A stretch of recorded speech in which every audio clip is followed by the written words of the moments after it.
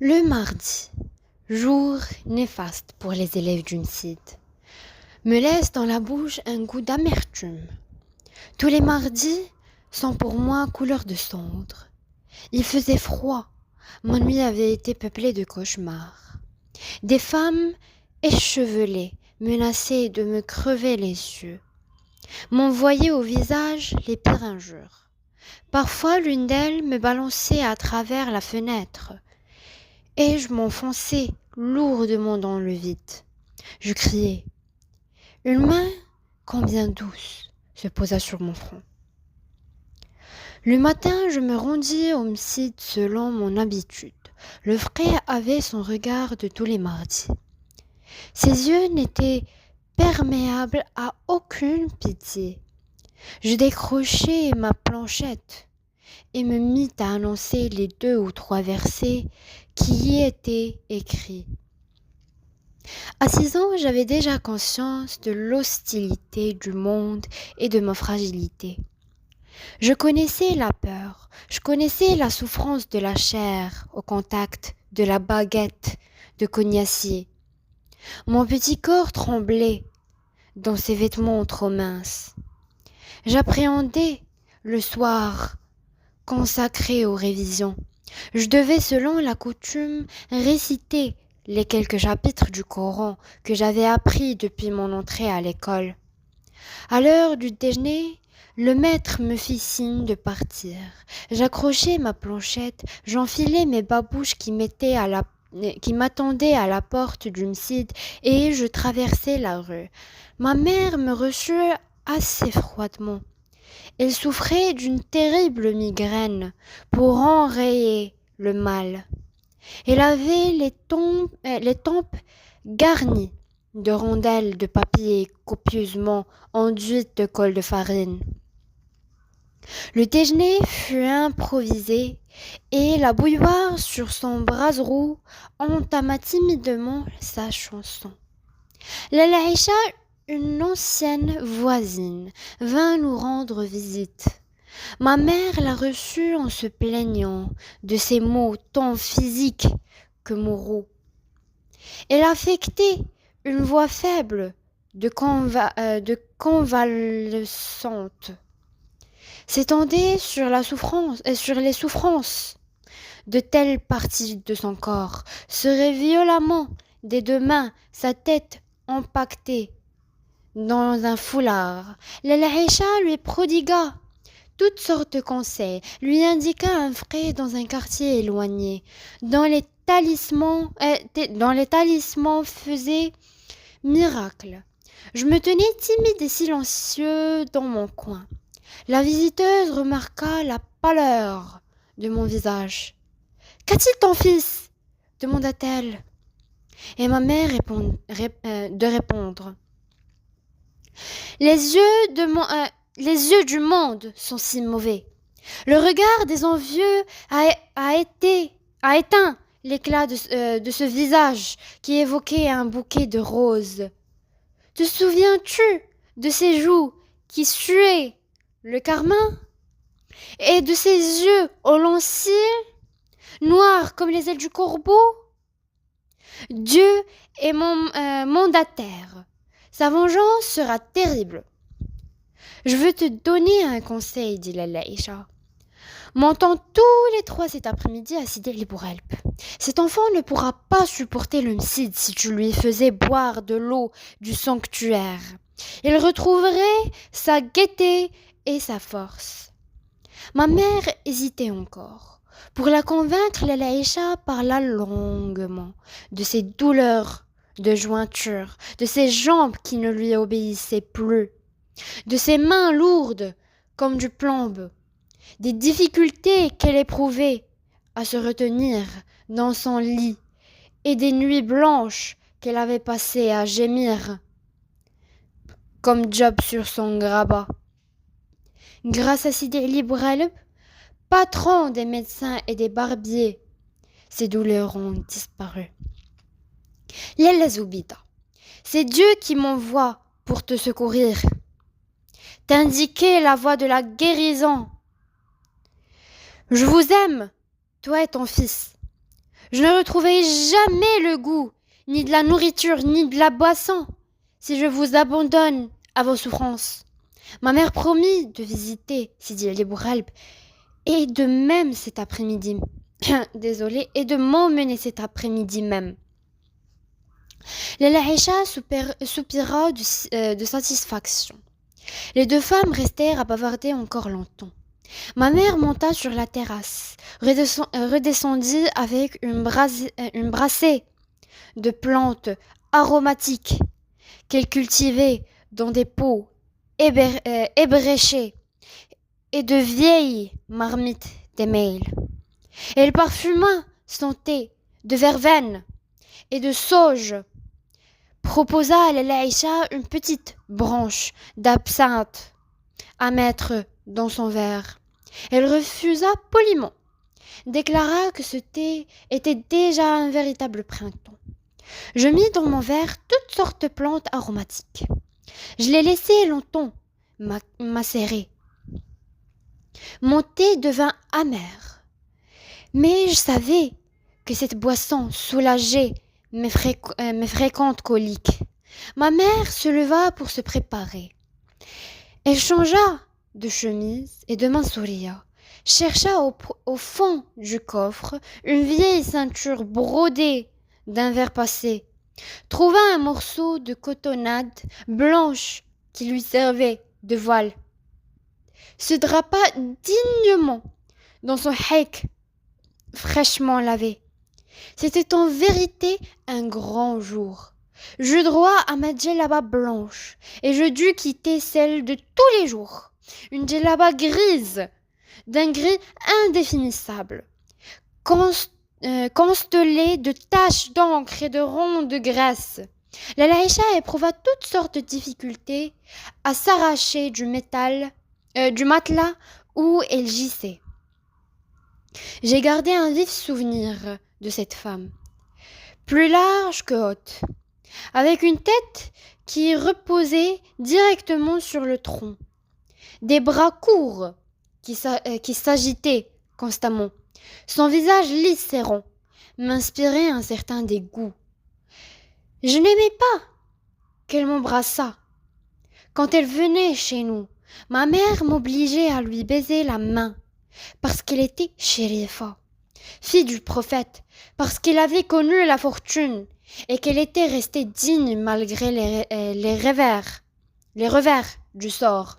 Une relation comme la Laïcha flattait l'orgueil de ma mère. Enfin, tout le monde s'engagea dans l'escalier. Nous nous trouvâmes bientôt dans la rue. Les deux femmes marchaient à tout petits pas, se penchant parfois l'une sur l'autre pour se communiquer leur impression dans un chuchotement à la maison. Elles faisaient trembler les murs en racontant les moindres futilités, tellement leur corde vocale était à toute épreuve. Elles devenaient dans la rue aphones et gentiment minaudières. Parfois, je les devançais, mais elles me rattrapaient tous les 3 pas pour me prodiguer des conseils de prudence et des recommandations. Je ne devais pas me frotter aux murs. Les murs étaient si sales et j'avais ma superbe djellaba blanche. Je devais me moucher, souvent avec le beau mouchoir brodé pendu à mon cou. Je devais de même m'écarter des ânes, ne jamais être derrière eux, car ils pouvaient ruer, et jamais devant, car ils prenaient un malin plaisir à mordre les petits enfants. Donne-moi la main, me dit ma mère, et 5 pas après, va devant, tu as la main toute mouillée et moite. Je reprenais ma liberté, mais pour un temps très court. Lala Aïcha se proposait de me guider dans la cohue. Elle marchait lentement et tenait beaucoup de volume. Un embouteillage ne tardait pas à se former. Les passants nous laissaient toutes sortes de remarques, déplaisantes, mais finissaient par se porter à notre secours. Des bras inconnus me soulevaient du sol, me faisaient passer par-dessus les têtes, et je me trouvais finalement dans un espace libre. J'attendais un bon moment avant de voir surgir de la foule les deux haïks immaculés. La scène se renouvela plusieurs fois durant ce voyage. Nous traversâmes des rues sans nom ni visage particulier. J'étais attentif aux conseils de mes deux guides. Je m'appliquais à me garer des ânes, buter inévitablement dans les genoux des passants. Chaque fois que j'évitais un obstacle, il s'en présentait un autre. Nous arrivâmes enfin au cimetière, je suis vraiment désolée, qui s'étend au bord de Sidi El Bourelb. J'esquissais un timide pas d'allégresse. Les tombes couvertes de soucis rougeoyaient au soleil. Ça a été là des marchands trônaient derrière leurs pyramides d'oranges. On entendait les coups de tabourin d'un chanteur populaire et la clochette du marchand doux. Sur la petite place, des campagnards vendaient du bois pour la lessive, des brasserots de terre cuite, des plats pour cuire les galettes, les éventaires des marchands de sucreries attiraient mon regard. On y voyait exposer des coques et des poussins en sucre, jaunes, ornementés de filets roses, des théières transparentes, de minuscules babouches et de soufflets. Cet objet magnifique me rappelait ma boîte à merveilles. Mon père m'en avait bien offert quelquefois. Mais avant d'arriver à la maison, s'émiettait ou devenait simplement gris et poussiéreux, indigne de figurer parmi mes trésors. Ils étaient beaux, là, au soleil, dans le bourdonnement de la foule. Le toit de tuiles vertes qui couvre le mausolée se dressait dans un tendre azur, au batifolé de nuages blancs et roses, aux formes capricieuses, sur les marches de l'entrée principale, des femmes assises à même le sol, devisaient entre elles, mâchaient sous leur voile de la gomme parfumée, interpellaient leurs enfants qui jouaient dans la poussière et se serrèrent pour nous laisser un étroit passage. Nous nous trouvâmes bientôt dans une cour qui me parut immense. Au centre trônaient 4 vaisseaux en terre, cuite, remplis d'eau. Ma mère trouva un gobelet et me fit boire. Elle se versa un peu de liquide dans le creux de la main, me passa les doigts sur le visage, les yeux, les jointures des mains et sur les chevilles. Tout en procédant à ce rituel, elle marmonnait de vagues prières, des invocations, me recommandait de rester tranquille, rappelait Al-Aïcha telle ou telle péripétie de notre promenade. Je subissais tout cela avec ma patience coutumière. Je me tortillais le cou pour regarder une armée de chats qui se livrait à une folle sarabande à l'intérieur de ce temple étrange. Au-delà de cette cour s'ouvrait la zaouïa, de chaque côté d'une pièce carrée, où se dressait le catafalque du sein. 2 portes conduisaient aux chambres des pèlerins, des gens venus de loin pour se débarrasser de leurs maux vivants, là avec leurs enfants, attendant la guérison. En arrivant devant le catafalque, Lalla Aïcha et mère se mirent à appeler à grands cris le saint à leur secours. L'une ignora les paroles de l'autre. Chacune lui exposait ses petites misères, frappait du plat, de la main, le bois du catafalque, gémissait, suppliait, vitupérait contre ses ennemis. Les voix montaient, les mains frappaient le bois du catafalque avec plus d'énergie et de passion. Un délire sacré s'était emparé des 2 femmes.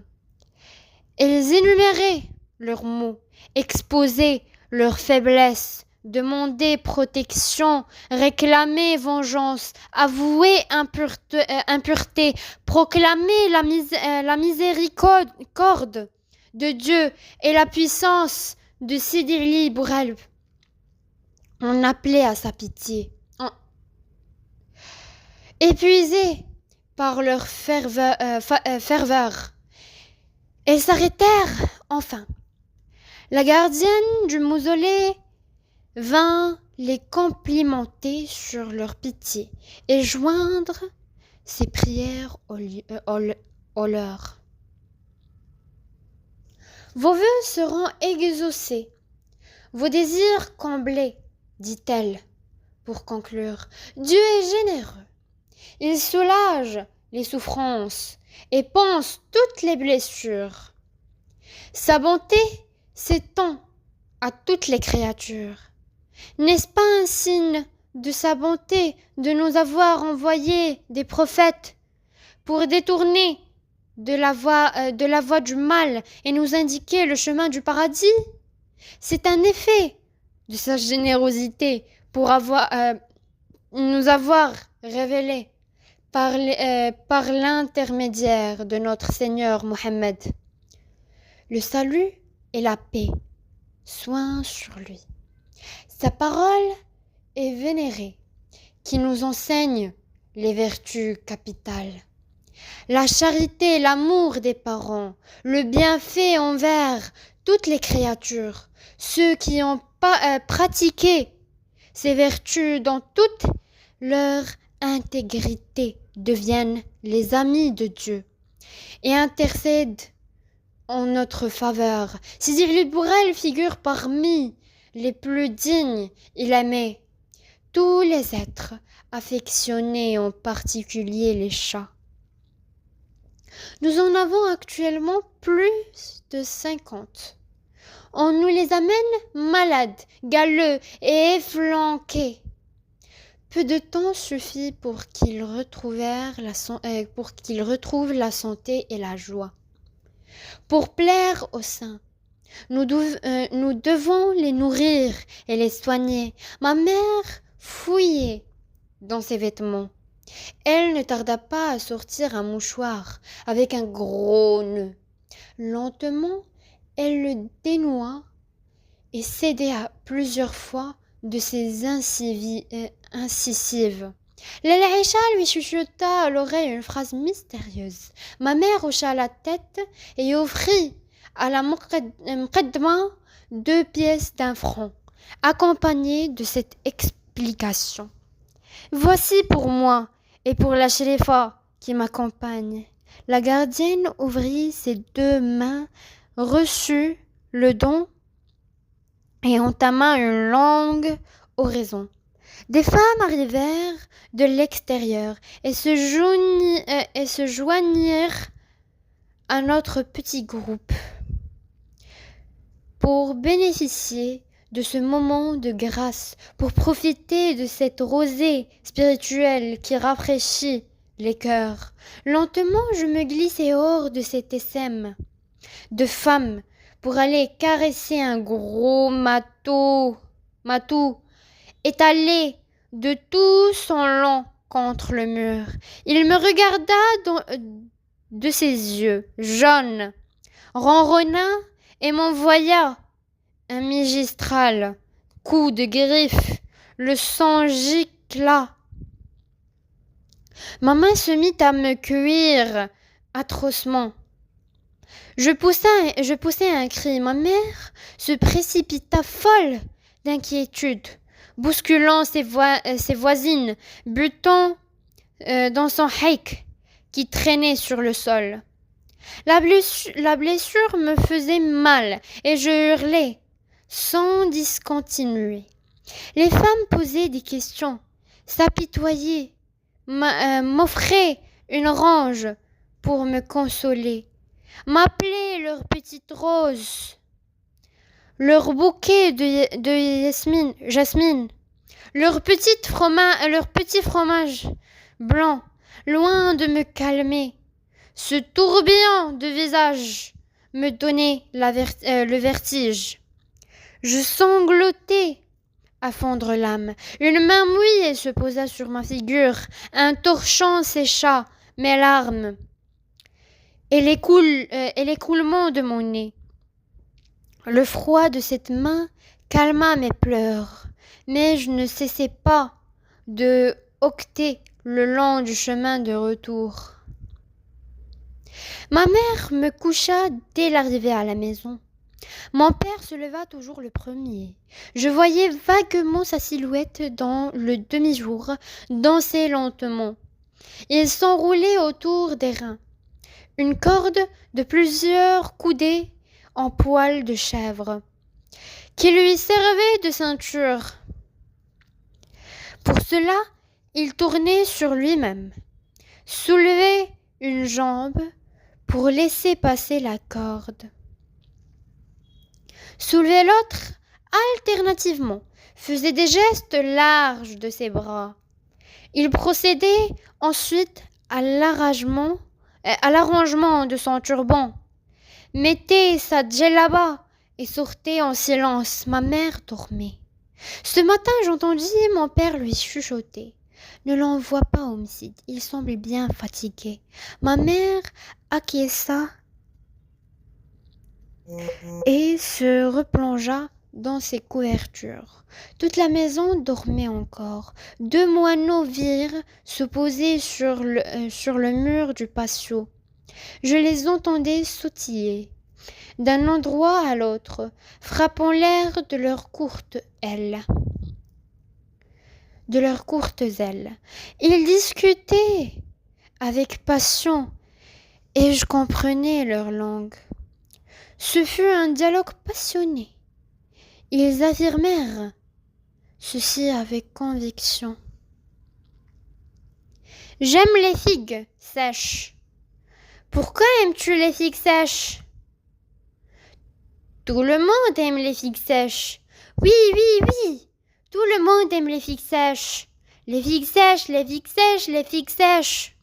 Les ailes froufroutèrent. Les 2 moineaux partirent continuer leur conversation sur d'autres toits. Je comprenais la langue, le langage des oiseaux et de bien d'autres bêtes encore, mais ils ne me le savaient pas et s'enfuyaient à mon approche. J'en éprouvais beaucoup de peine. Des sauts entrechoqués cliquetèrent dans le patio. La chouafa se levait la première, et c'était tant mieux. Les ombres de la nuit s'attardaient. Encore à cette heure, autour de la fontaine et du puits, dans les lieux d'aisance et dans l'immense débarras où chaque locataire, à tour de rôle, procédait à sa toilette. La chouafa connaissait les paroles efficaces qui rendaient ces ombres inoffensives. Chaque jeudi soir, elle brûlait des aromates, aspergeait les coins de lait ou d'eau odoriférantes, prononcées de longues incantations. Une porte claqua. Zineb, la fille de Rahma, se mit à geindre. Sa mère la gratifia d'une gifle sonore et la noya sous un flot d'injures. À ton âge, n'as-tu pas honte de mouiller ton lit presque chaque nuit? Je devrais te lâcher dans une étable au lieu de te préparer chaque soir ton matelas. La Chouafa l'interrompit. Que ta matinée soit heureuse, Rahma. Que ta journée soit ensoleillée, Lalla. Comment te sens-tu ce matin? Je remercie le Seigneur. Il m'a infligé une terrible punition le jour où il m'a donné cette pisseuse de mauvais augure. Je le remercie pour ses dons innombrables. Je le remercie dans la joie comme dans l'affliction. Éloigné soit de toi tout sujet de chagrin. Prends patience, cet enfant guérira. Elle sera ta consolation dans ce monde de misère. Dieu t'entend, Lalla. Qu'il réponde sans mesure ses bénédictions sur toi, sur ceux qui sont chers. Ma mère remua dans son lit, toussa, soupira, finit par se mettre sur son séant. Elle se leva et ouvrit la fenêtre. La lumière m'éclaboussa les yeux et me fit mal. J'entendis s'ouvrir les volets de Fatma Bziouia. Une voix ensommeillée.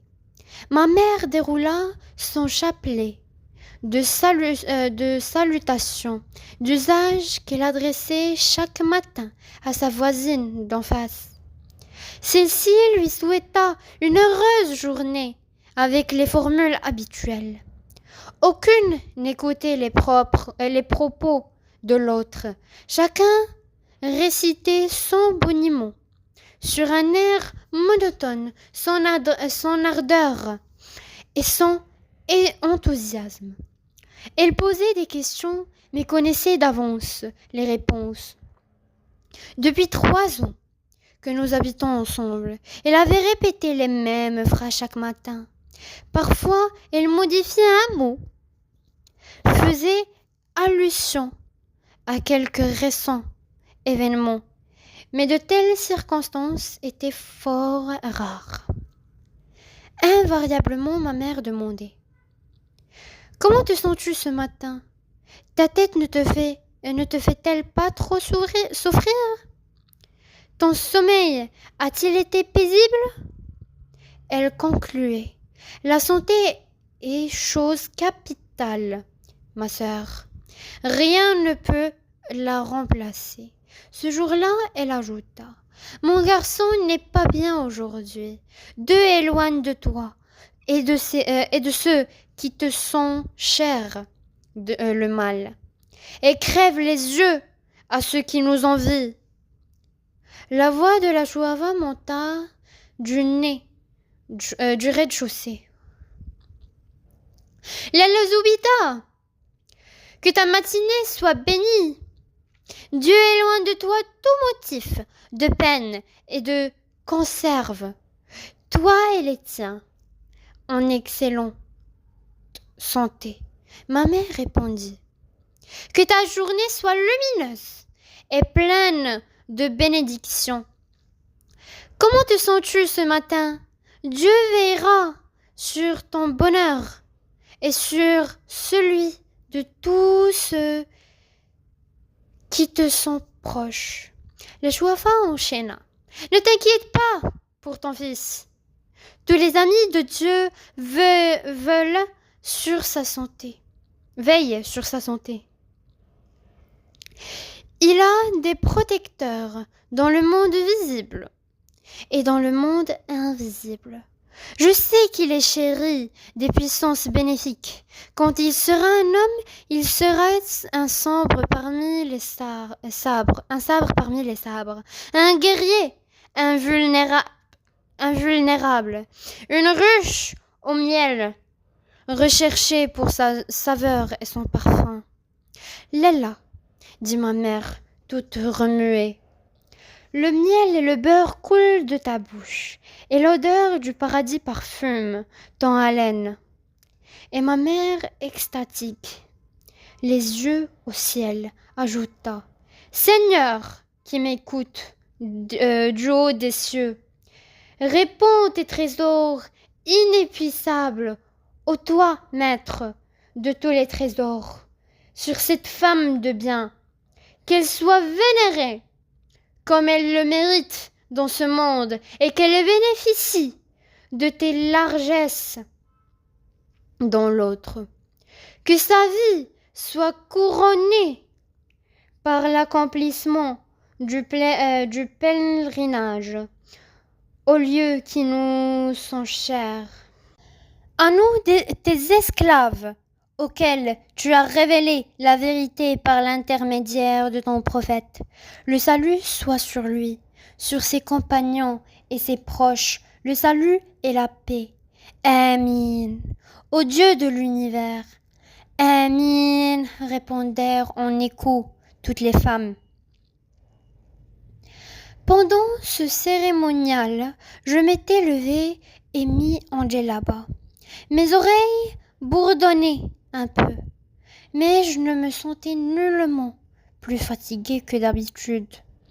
La perspective de rester à la maison toute la journée, loin du frit et de sa baguette de cognacier, me rendait tout heureux. Nous étions mercredi. Le jour suivant était ordinairement jour de congé, et le vendredi, l'école n'ouvrait qu'après la prière de midi. J'avais devant moi 2 jours et demi à vivre comme un prince. Ma mère m'aida à faire mes ablutions et s'affaira dans le réduit qui lui servait de cuisine à activer son feu. Toute la maison retentissait du bruit des soufflets. Il faisait un éclatant soleil. Bientôt la table fut mise. Il y avait des œufs frits à l'huile d'olive et du pain frais. Nous nous mîmes à manger. Halal, le mari de Fatma Bziouia, jardinier de son état, fit entendre sa voix à l'entrée de la maison. « N'y a-t-il personne? Puis-je passer ?» Rahma répondit. « Il n'y a personne, passe !» Son pas retentit dans l'escalier. Nous finissions de manger quand sa femme entra dans notre chambre. Elle tenait une assiette de faïence où reposaient 2 beignets sphinx. J'en étais particulièrement friand.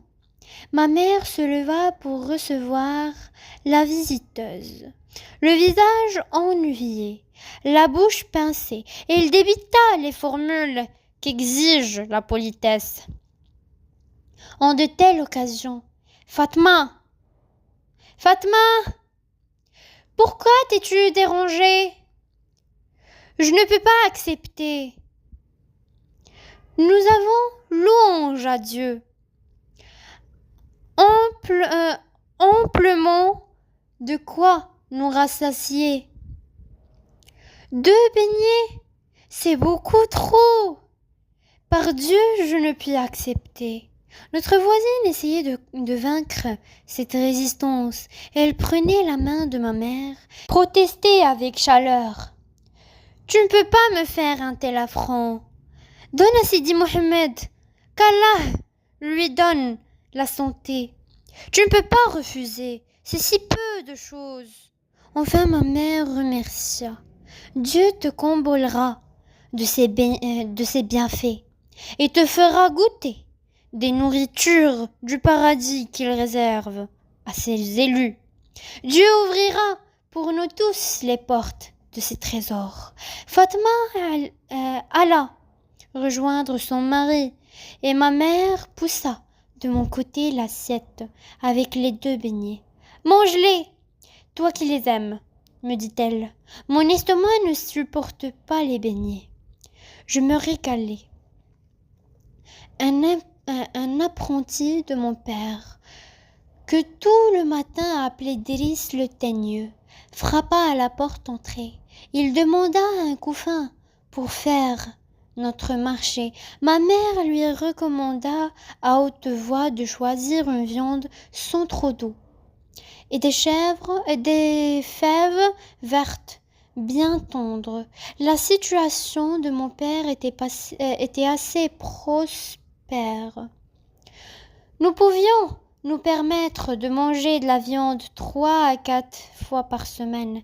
Papa d'origine montagnarde comme ma mère, après avoir quitté son village situé à une cinquantaine de kilomètres de la grande ville, avait au début éprouvé des difficultés à gagner sa vie et celle de sa jeune épouse. Dans son pays, on était pillards et paysans. À Fès, il fallait pour vivre exercer quelques industries citadines ou monter un petit commerce. Dans notre famille, vendre et acheter a toujours été considéré comme le métier le plus vil. Mon père se souvint avoir été à un moment de sa jeunesse dans l'atelier de l'un de ses oncles maternels tisserand de couverture. Il s'acheta donc un minimum de matériel, loua un coin dans un atelier et s'installa tisserand. Il faisait honnêtement son travail, améliorait de jour en jour, sa production. Bientôt, ses articles furent très disputés et le ménage jouit d'un certain confort. Mon père avait un vieil ouvrier avec lui sur le métier, Driss le teigneux, garnissait les canettes et faisait les commissions. Driss venait 2 fois par jour à la maison. Le matin achetait les provisions et au milieu du jour cherchait le déjeuner de son patron. Mon père mangeait à l'atelier. Il venait seulement le soir, après la dernière prière. Le vendredi faisait exception. Ce jour-là, mon père était à son métier jusqu'à midi environ. Il payait ses employés, allait à la mosquée pour la grande prière, et nous déjeunions en famille. Driss revint chargé de son lourd panier. Ma mère en fit l'inventaire. Le teigneur n'avait rien oublié. La viande avait bon aspect, et le verre des cosses de fèves faisait saliver abondamment. Le couffin contenait outre de l'aile, du persil et quantité de petits paquets d'épices. Nous avions de l'huile, du charbon et de la farine pour tous les mois. Quand ma mère parlait de l'œil des envieux, elle pensait sûrement à ses richesses. Les voisines, moins fortunées, nous jalousaient un peu. Elle n'ignorait d'ailleurs aucun détail de notre vie domestique. Ma mère, de son côté, connaissait les difficultés de tout le monde, l'état des finances de chaque ménage, les dettes qu'il contractait, ses dépenses de chaque jour et la qualité de son ordinaire. Les faits furent versés dans un large panier en spatrie en forme de plat. « Tu m'aideras à les écosser, me dit maman. J'acquiesçai. et me dit aussitôt à l'ouvrage. Je fus vite dégoûtée de ce travail. J'allais risquer un œil dans la chambre de Bzuia. Elle roulait du couscous. Dans un coin s'amoncelait divers légumes, navets, carottes, courges, rouges et oignons. Notre voisine m'aimait beaucoup. Elle laissa un moment son couscous pour fouiller dans un panier. Elle me tendit avec un large sourire, un radis d'un rouge, de rubis long d'un lampon. Je lui fis un sourire pour la remercier et plantai mes dents dans la chair rose de cette friandise. Le goût en était si fort que les larmes me sortirent des yeux. Je ne dis rien. Je partis à reculons, grimper les marches qui conduisaient sur la terrasse et jetai par-dessus le mur qui nous séparait d'une autre maison le beau radis. Le soleil était clair et chaud. Un chablon et noir reposait sur le mur et suivait mes mouvements de ses yeux à demi fermés. Je ne m'en approchai point. Le coup de griffe du matou, pensionnaire de Sidi Librelp, m'avait appris à me méfier des chats qui ronronnent au soleil. Ma mère s'inquiéta déjà de mon absence. Elle m'appelait à la cantonade. Je m'engageai dans l'escalier pour descendre. Quelqu'un montait pieds nus, les pas mous et le froufrou des vêtements se rapprochaient. Apparut Rahma. Ma mère lui parlait plus depuis leur dispute. Les deux femmes évitaient de se rencontrer. Moi, je ne savais pas s'il fallait lui sourire ou me sauver.